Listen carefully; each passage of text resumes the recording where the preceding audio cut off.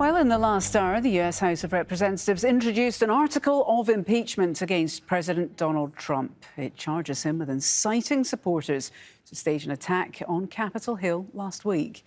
Democrats also submitted a resolution calling for Trump's cabinet to declare him unfit for office and remove him under the 25th Amendment to the US Constitution. But the session was adjourned within minutes following an objection to that motion from a House Republican. It will reconvene on Tuesday. House Resolution 21, resolution calling on Vice President Michael R. Pence to convene and mobilize the principal officers of the executive departments of the cabinet to activate Section 4 of the 25th Amendment to declare President Donald J. Trump incapable of executing the duties of his office and to immediately exercise powers as acting president. For what purpose does the gentleman from West Virginia rise? I object. Objection is heard. Pursuant to Section 5A1B of the House Resolution 8, the House stands adjourned to 9 a.m. tomorrow. Well, we have three correspondents covering this story. In a moment, we'll speak to Natasha Ghanim in Wilmington, Delaware, and Alan Fisher at the White House. And we have Heidi Jo Castro following all the events on Capitol Hill. But first, let's take a quick look at how the 25th Amendment works. The measure can be used to remove a president who is deemed unfit for office, either mentally or physically. Vice President Mike Pence and half the cabinet need to vote to invoke it. Well, the president then has the opportunity to respond. If the vote passes, Pence would then assume the powers of the president. In this case, he'd only be in the role for a few days until President-elect Joe Biden takes office on January the 20th. House Speaker and Democrat Nancy Pelosi says if the 25th Amendment is not invoked, then she will move to impeach Trump for a second time. Let's go to Heidi Jo Castro then. Heidi, we've had an article of impeachment just introduced to the House. What more can you tell us? Right, so this is sort of the double-barrel approach that Democrats are using to try to hold President Trump accountable for the mob violence that we saw here a week ago. This article of impeachment, it was introduced on the House floor, done without announcement, just inserted into a container next to the clerk's office. And the article itself is simple. It's one charge. It charges Trump with inciting violence against the U.S. government. It cites the speech that he gave that morning to his supporters to rally them to march to the U.S. Capitol to try to overturn the election results. And the article says that this was consistent with prior efforts by part of the president to overturn the election, that phone call with Georgia's Secretary of State pressuring him to find enough votes to overturn Georgia's election results that had gone to Joe Biden. Now that this article has been introduced, it starts the process toward a potential vote, which we expect as early as Wednesday. There are 210 Democrats who have already signed on to this article. That's nearing a majority of the chamber, and a handful of Republicans has signaled that they support it as well, including senators, Republican senators who have said that this shows Trump has descended on a path of madness since losing the presidential election. If you look at all this, though, he may be impeached by the end of this week. However, a trial would not occur until after Trump leaves office in 9 days' time. So what is the point then, many are asking? What are the practical benefits of impeaching Trump for a second time? Well, Democrats want to do it anyway to hold him accountable in the eyes of history and also to potentially bar him from holding office in the future. And Heidi, what about this resolution to invoke the 25th Amendment? We saw there's someone objecting to it. That means it's delayed for another day. Right, and that comes as no surprise. This is another effort of Democrats, which is expected to fail. It is a non-binding resolution trying to pressure the Vice President Mike Pence to invoke the 25th Amendment to remove President Trump from office. Democrats presented that up for unanimous consent today, knowing that there would be a Republican objection, as there was. And now tomorrow, the same resolution will come before the full House floor for a vote. But even if it passes there, again, it is non-binding. And Vice President Pence has already signaled he is opposed to invoking the 25th Amendment to remove President Trump from office, given there's only 9 days left on the clock of the Trump administration. Also, keep in mind, Pence himself has signaled that he would like to be president in the future. OK, Heidi Jo Castro there, live on Capitol Hill. Thank you very much indeed. Let's get the view from the White House now. We can head across to Alan Fisher. Alan, we can see there the efforts are ramping up to remove Donald Trump from the White House. Has he said anything at all since the events that prompted all of this?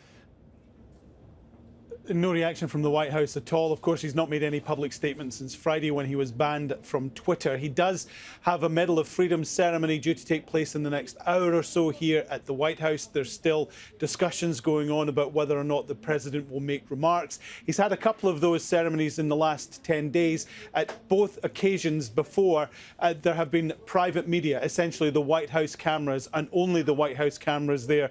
None of the press pool that normally follows him around. That's one of the interesting things about people saying that Donald Trump kicked off Twitter, losing his voice.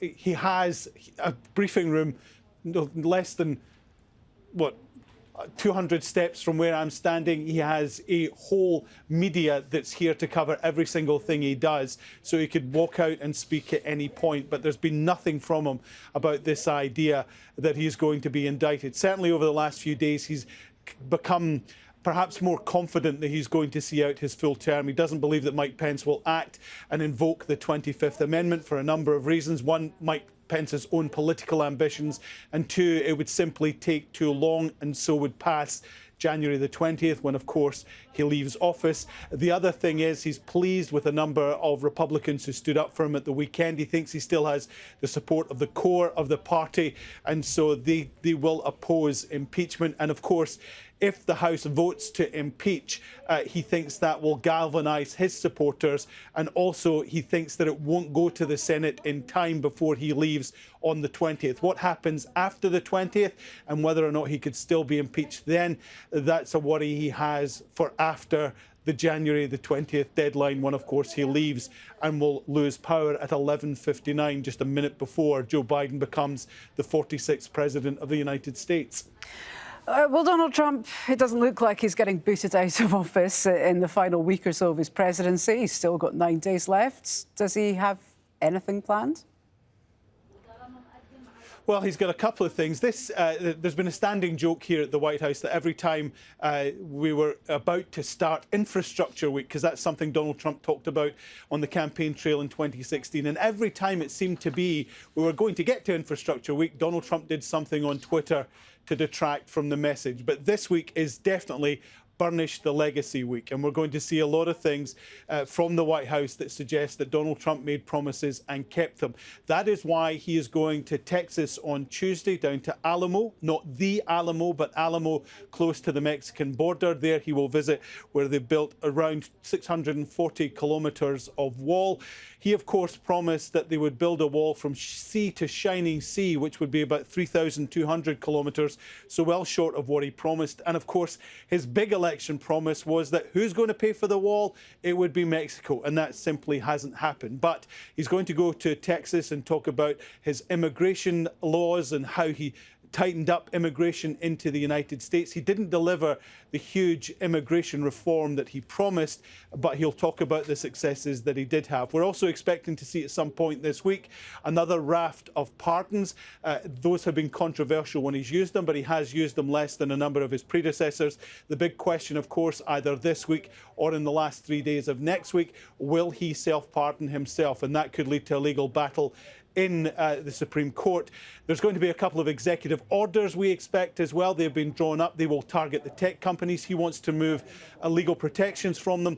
He won't be able to do that without an act of Congress, but certainly executive orders will indicate that he's very angry with tech companies. We know he's angry with Twitter, so that's got to come as well. And he's doing all this against a backdrop of a recent poll just out in the last 24 hours that suggests 57% of Americans think that he should go now, and 70% are dissatisfied with the job that he's doing. Those are really bad, favourable, unfavourable poll results. In fact, he's never done really well in that sort of poll during his 4 years in the White House. And so he will leave perhaps with a lower approval rating than even Richard Nixon. OK, Alan Fisher there bringing us up to date from the White House. Alan, thank you very much indeed.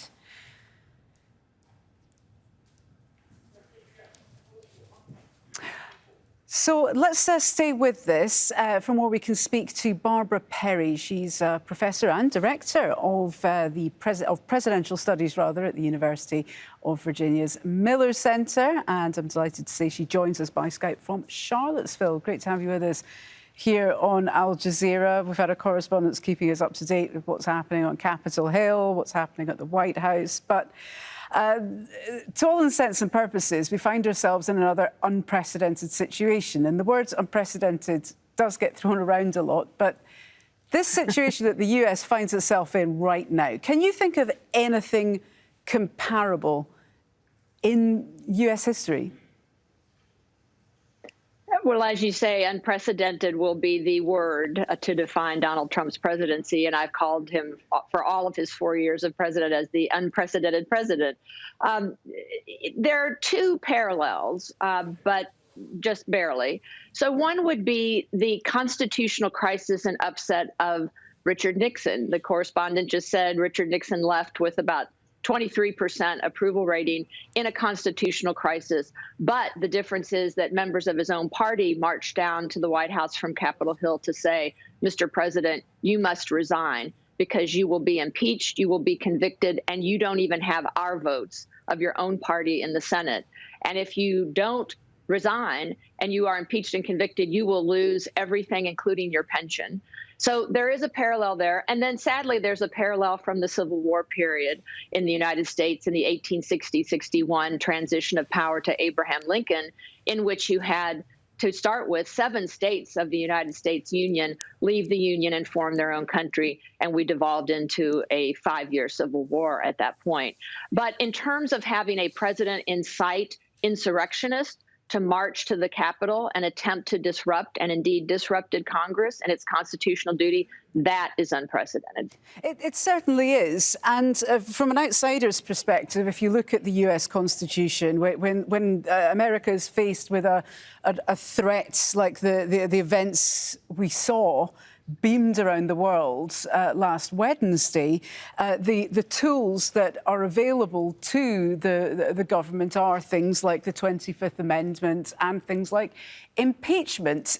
Do you think the safeguards that are built into the Constitution as it stands, are they enough to deal with a president like Donald Trump? Because in years to come, he may not be the last president of his type.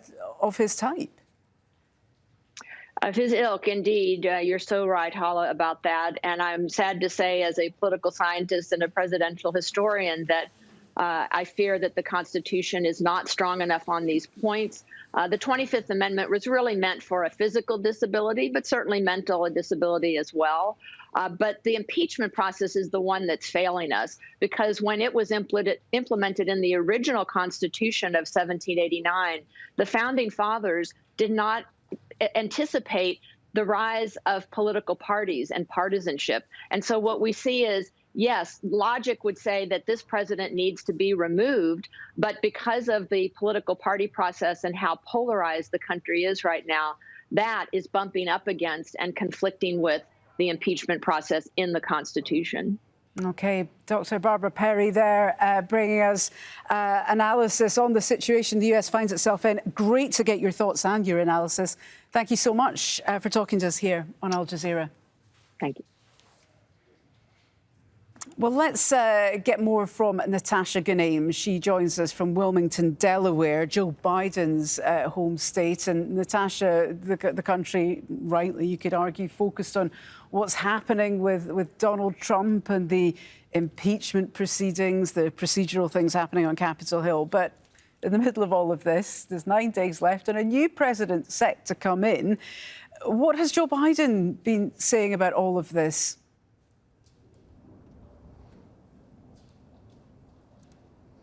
Biden's official stance is that impeachment is a decision for Congress to decide. But if you look at a tweet he put out on Saturday, it gives you a little bit more insight into his thinking. He says that our president is not above the law and that justice serves the people. It does not protect the powerful.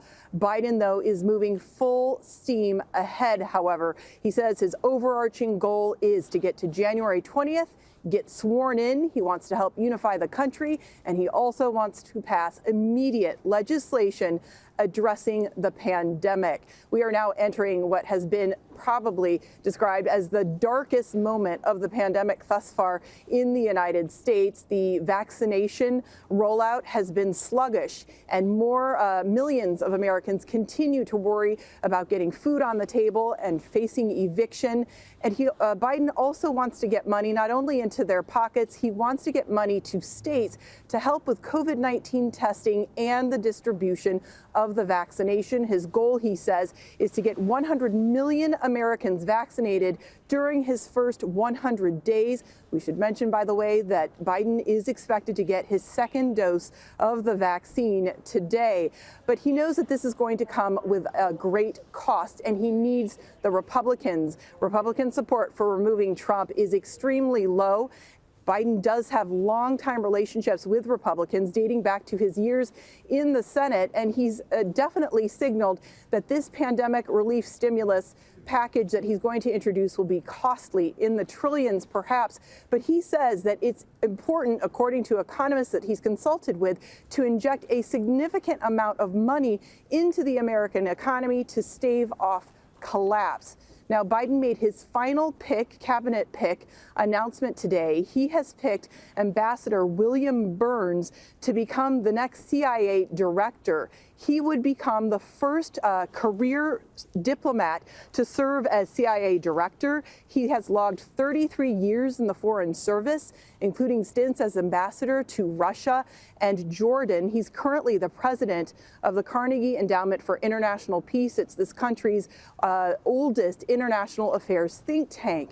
Biden says in choosing Burns, the two agree that intelligence should be apolitical and that intelligence professionals should be treated with gratitude and respect. That is surely a reference to Trump's repeated attacks on the intelligence community during his tenure, attacks that critics say demoralized and undermined the credibility of the intelligence community. Okay, Natasha Ghanim there in Wilmington, Delaware. Thank you.